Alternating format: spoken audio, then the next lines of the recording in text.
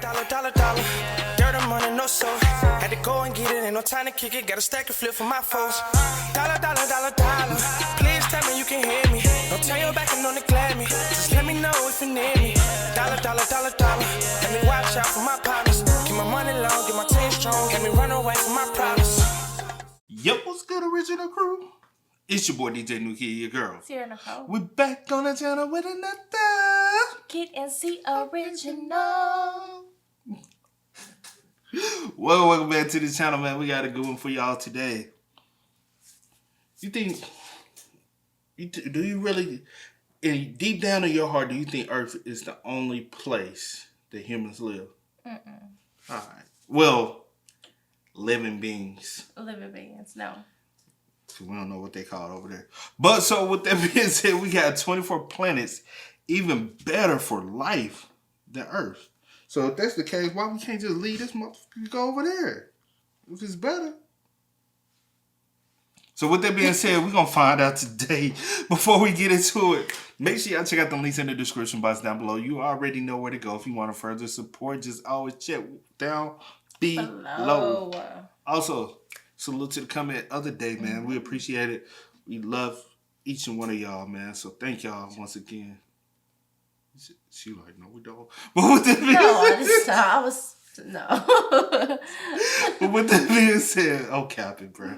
We got 24 planets, even better for life than Earth. I just want to find out what this is about, man. You ready? I'm ready. All right. Okay, quick space riddle. Why is the search for life in the universe like a tree? Because you're always looking for a place to plant it. You know, plant it. Okay, settle down. Anyway, water is the basis of life in any part of the universe. So, potentially inhabited planets must have liquid water on them to support life. An incredible number of circumstances must come together for this. The planet must be in the habitable zone of the star. Then the temperature and atmospheric pressure on the planet's surface will be suitable for simple life forms to begin to evolve. A little closer to the star and the water will evaporate, leaving no chance for oceans and seas to form. This is what happened on Venus. It has a size and mass similar to the Earth, but it's too close to the Sun and no life can exist on its surface. Too far from the star, and the planet becomes too cold. Water can only exist in the form of ice on the surface, and there just might be liquid water deep below. Neptune is one example of this. In addition, the planet must be solid and have an atmosphere that protects it from solar radiation and allows living organisms to breathe. In our galaxy alone, there are countless stars. Really, you can't count on them. Near each one of them may be a planet. They're called exoplanets, and some of them may be in the habitable zone and have everything for life to form on them. From a list of 4,500 known exoplanets, scientists have identified 24 that can be superhabitable.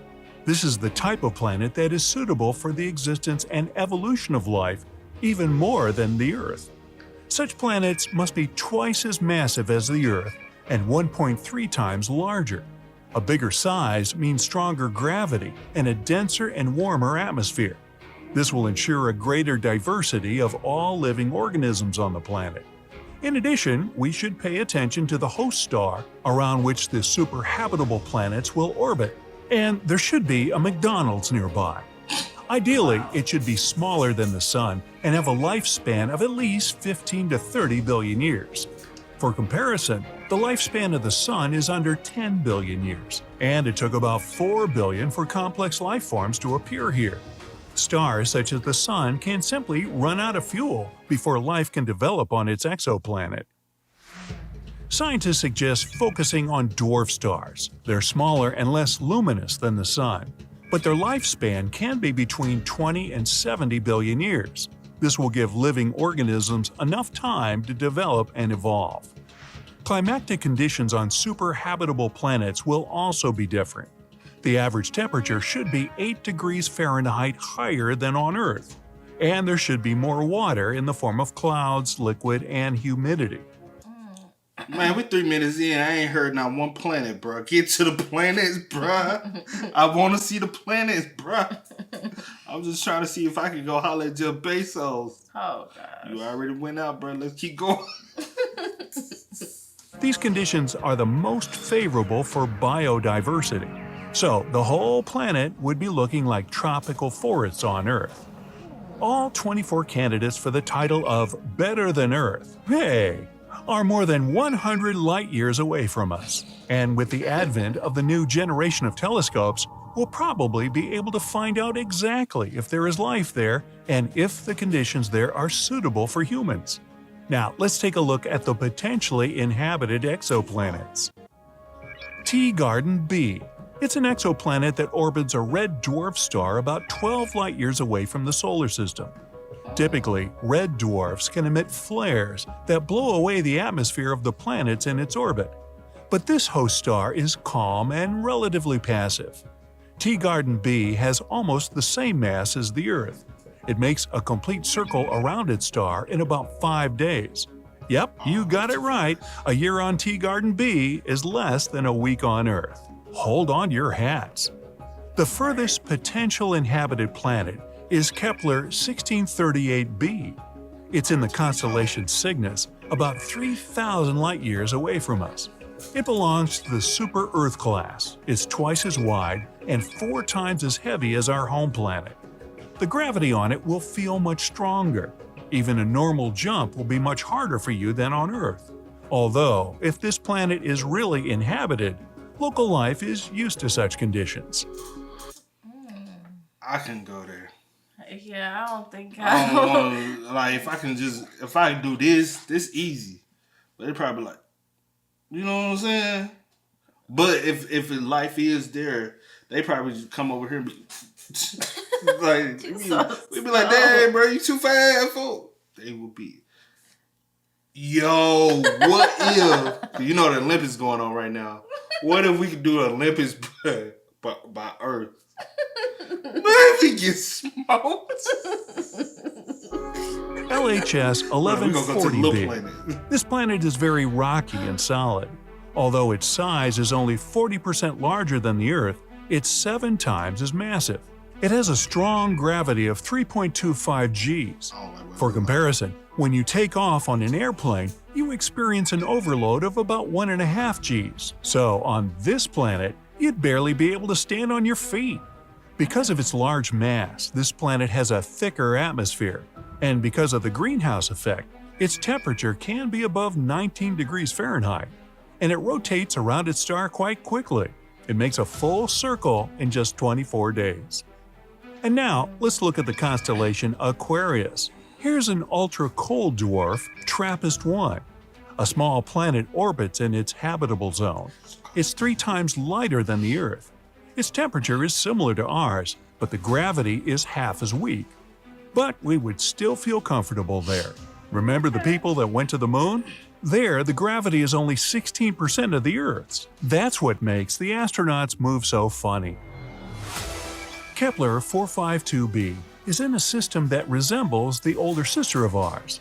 The host star is only 11% older than our Sun and is almost 2 billion years older. The exoplanet itself is 6.5 billion years old, compared to 4.5 billion of Earth's. But these sisters are very far from each other. If you travel at the speed of the New Horizons spacecraft, it will take about 26 million years to get there. So bring a big lunch. Oh, gosh. Bro, why? Why are all of them so far away, though? Bruh, it's always a catch. They too far away. It's always a catch. But you know what can probably go faster than the speed of light? Your soul when you pass. This is the closest exoplanet to us, Proxima Centauri b. It orbits the red dwarf Proxima Centauri, which is the closest star to the Sun. This planet is just 4.2 light-years away from us. Its size and mass are very similar to those of the Earth. It probably has an icy structure, like Neptune. Although Proxima Centauri is the closest star after the Sun, we can't see it with the naked eye because it's too dim. So, all these planets, including the 24 that scientists have recently found, are in the habitable zone of their host stars. And, in theory, we can colonize them and make them suitable for human life in the future. But here we'll have to solve one big problem.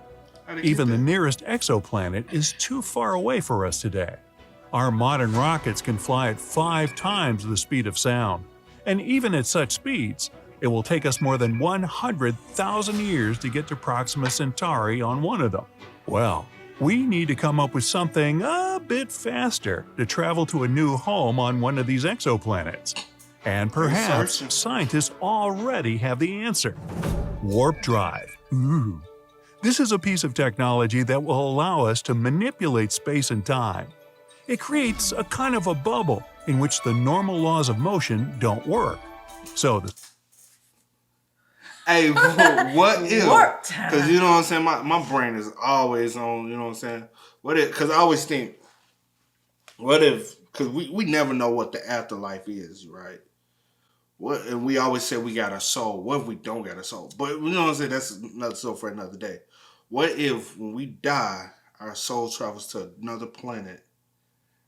And what if, you know, we can be able to travel to another planet and be like, yo, there go cuz. Bro, you been gone for, you know, you been gone from our Earth, you been over here. Because what if your grandma, you can go over there and see your grandma. I get what you're saying. My mind just be like, I get what you're saying. That's what kind of thoughts I be running across my head. Like, what if when we die one day, only thing we do is travel to another planet, and you know what I'm saying? Yeah, I get what you're saying. You never. Spacecraft will be able to significantly exceed the speed of light. And this isn't science fiction. Humanity already has such technology, although just in theory yet. It's Alcubierre warp drive. And no, I didn't make that up.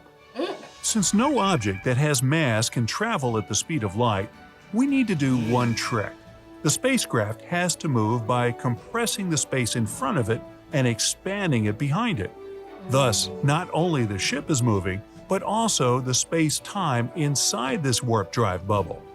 And the maximum speed can be 10 times that of light. But to warp the space-time, the ship must be incredibly large. And to power it, we'll need the amount of energy close to what the whole planet of Jupiter generates. Still, recent calculations of NASA's Jet Propulsion Lab show that the ring around the ship, which should create the so-called warp field, shouldn't be perfectly round, as it was thought before. It can be more donut-shaped. Ah, donuts. This will greatly simplify the design and construction and will make it possible to test this technology on a spacecraft the size of a Voyager 1 probe. Even though it still seems impossible, scientists are already saying that there is hope. And while we don't know what technology will be used, in 2069, NASA plans to launch its first interstellar mission to explore potentially habitable planets outside of our solar system. Various rumors say that the speed of light can be achieved with laser technology. If the probe is very small, it can be launched to the Alpha Centauri star at almost the speed of light. There are also 2 other alternatives to power spaceships. These are nuclear energy and energy from matter and antimatter collisions. Ooh, these technologies are still a mystery to humanity though. Well, for the time being, stay tuned. That just sound lit, bro. Too bad we ain't gonna be able to see it, but that sound lit. I showed and I said 26 I'm not gonna be here. You're gonna be old and dirt by that time. I mean, I may still be here. Gotta take care of yourself, baby. Gotta take care of yourself. It's a possibility, but you're gonna be like, I ain't gonna be that old. you're gonna be like, I remember when I reacted to that on YouTube. What's YouTube? Something before y'all time. Hey man, y'all spell what's up. Let us know y'all thoughts and opinions. My brain just be all over the place with its thoughts. That is dope though. It is dope, like it's dope, bruh. And just think the evolution of how. Just think if the energy we took, like in the 1600s, 1700s, and we actually took that energy and put it into science, we'll be there by now. Yeah. But it took in like the 1900s to really start putting things to work for time. You know what I'm saying? Yeah. It's time. So y'all let us know y'all thoughts and opinions in the comment section down below. Let us know what y'all thinking this is. Let us know what y'all think this is, and like what y'all would love to. Yeah. Would y'all love to go to another planet?